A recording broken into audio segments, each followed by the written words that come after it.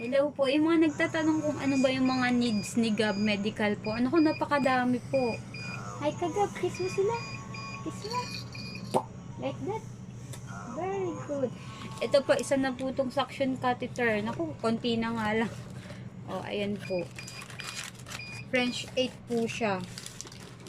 Opo, ganyan. Pang suction po ng mga plema or laway-laway po. Tapos ito, tubings.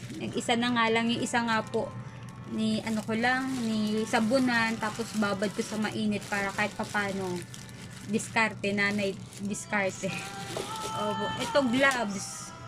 Paubos na din. Ginagamit niya po lagi itong lubricant kasi minsan nahihirapan po siyang dumumi. Tinutulungan ko po siya.